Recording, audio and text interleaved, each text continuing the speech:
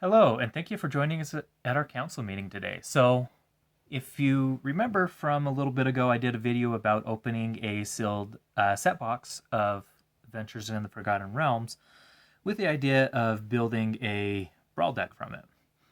So, I really like playing Brawl. I love playing Brawl. I think it's a really great format. There are some things that aren't so great about it, like having the limited card pool, but there's a lot of variations of Brawl that is semi-official with Wizards of the Coast and things that people just do. So, for example, the semi-official would be Historic Brawl on Arena. Well, you can also make that in paper. And now with it being a 100 card, I think it's going to be quite a bit different. And if you're playing on Arena, as of the date of filming this, basically you're playing Golos, which is not fun. So I would not be shocked if by the time you see this, that Golos is banned in Historic Brawl, because that card is just broken in Brawl. Yeah. Anywho, let's get down to the deck tech. So, from the card pool, I chose Gretchen Titchwillow as the commander, and because of the ability. So, 2 Simic, draw a card, and you put a land card from your hand onto the battlefield.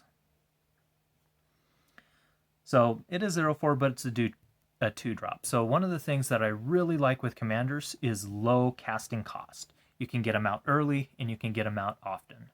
This is really important in Brawl, especially if you're doing it fast. And this card draw advantage stapled onto your commander along with land drop, you could do a lot of stuff. Unfortunately, there's not a lot of land drop mechanics here in the set, but if you're building a standard Brawl deck, you would definitely want to include stuff from Zendikar Rising in order to get that land drop effect. So let's go over some of the creatures. So Inspiring Bard, and it's got that thing that I always talk about, and you can't get me to stop talking about: multiple choices. So that gives you a lot of flexibility, especially when you're in a limited card pool like you would be with Brawl. So if you have cards that have 2 or 3 choices on there, that means you're going to be able to do much more, and you can be much more flexible in how you respond. So Direwolf Prowler. We got a Loathsome Troll. I do like the dice rolling thing. It does give you some options. Sylvan Shepherd for life gain. Basically a 2-for-1 creature here with the Ranger. Knoll Hunter. I love Pack Tactics. I think that is a fantastic mechanic. We've got Neverwinter Dryad to be able to go get forest cards. Fey Wild Trickster. Arcane Investigator, Scion of Stygia, Pixie Guide, Gen Windseeker, Greylix Ithalid Scholar. It's great because you can basically save your stuff. Okay. Werewolf Pack Leader. I think this is going to be one of the money cards from this set. First of all, it's a 2-drop for a 3/3. So that is insane value. That's just really good value.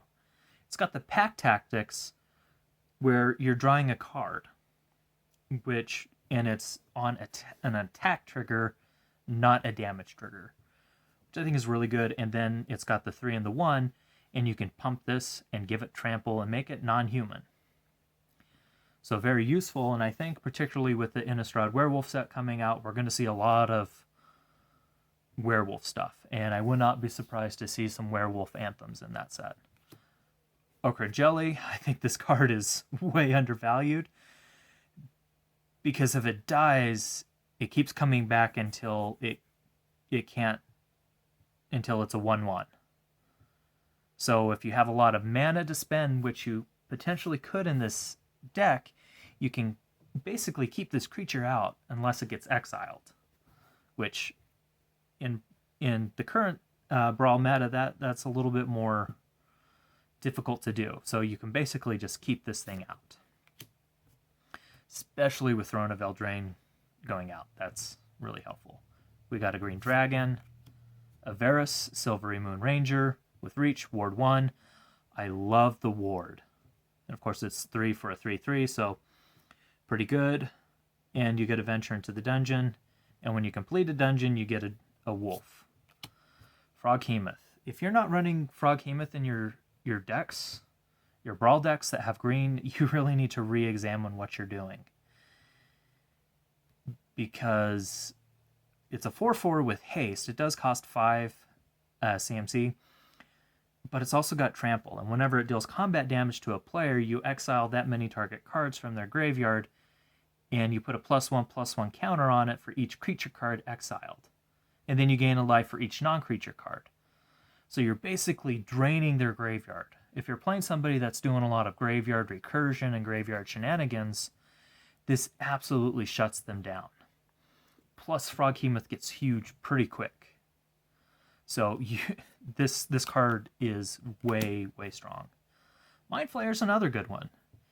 So you can basically steal a creature. It's not as broken as Agent of Treachery, but it's still pretty good.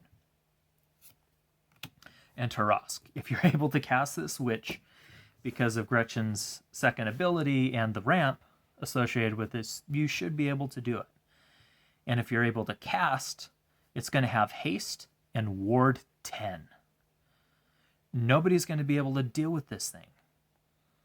And also, when it attacks, you can have it fight a creature and you can have it take out a blocker. So this thing is just absolutely a beast. Really good card. Okay, some enchantments. So find the path. Again, you get a venture into the dungeon, and then you're adding 2 green. Druid class, basically getting you landfall triggers, which is really important with this one, gaining the life. But the second one is really important, letting you play additional lands each turn. And then you can make a creature out of a land and make it big. Wizard class is another really good one. You have no maximum hand size. You get to draw cards, and then when you level it all the way up, whenever you're drawing, you're putting a +1/+1 counter on target creature you control. Well, with this being able to draw cards, see the synergy? You want to synergize your commander with the cards. Then leather armor. This is probably one of my pet cards from this set. More so than Froghemoth or anything, because people just underestimate it. It does give +0/+1. It's that ward 1 that people don't think about. And it's got a 0 equip cost. Out of 1-drop, giving something ward 1 is intense value. And it makes it hard for them to deal with whatever you got on the board, so you can protect your commander a bit. Oftentimes people will not take the ward into account when they're trying to figure out spells. So you have to pay that extra 1 to be able to do anything, so you can protect things. You meet at a tavern, again, dual choice, wild shape. Again, you got choice. You happen upon a glade. This allows you to ramp. Gets them into the hand, which then synergizes with the druid class and getting some of those land drop triggers. Bull strength. That's always a good one. If the way I've actually played this more is as on my turn when I need to block something, because it gives +2/+2 and untaps it. So it means you can have something as a blocker. So you do it before blocks are declared, you untap something, you pump it, and then you can block and get rid of their threat. Choose your weapon. Again, choices. You come to a river, choices. You find the villain's lair, choices. You see a guard approach, choices. Contact other planes. This is for the card draw to synergize with wizard class, and also just because you need card draw. Again, card draw. Then basic forest, basic island, evolving wilds, temple of the dragon queen, hall of storm giants, lair of the hydra, and treasure vault, which that's a good way to bank some mana, because XX tap to sacrifice it to create X treasure tokens. So it's a way to bank a little bit of mana if you don't really have a spell, but you've got a lot of mana on the board. You can have that and then have it later, and then, next turn you draw Tarask and you pop it out. And they're in serious trouble, and you basically win the game at that point. So I think this would be a fun one to play. I'm going to build it on Arena. I'm probably going to expand it beyond just the AFR cards and do it for Standard 2022 and just have it be my Brawl deck. Again, I am a huge fan of the 2-drop legendary creatures. That just makes things so great. Well, we want to thank you for joining us today. If you're on the lookout for cards, please check out our sponsor over at Geekified. You can find them at geekified.us. And they've got sealed, singles, and geeky products. So check them out. If you're interested in knowing when we're meeting next, go ahead and subscribe, hit that bell notification, and join us on our Discord. And you should do that anyway, because we do a lot of fun stuff in the Discord. So check us out. Well, thank you again for joining us. We really do hope to see you at the next one, and our meeting is now adjourned. So we hope you have a fantastic day.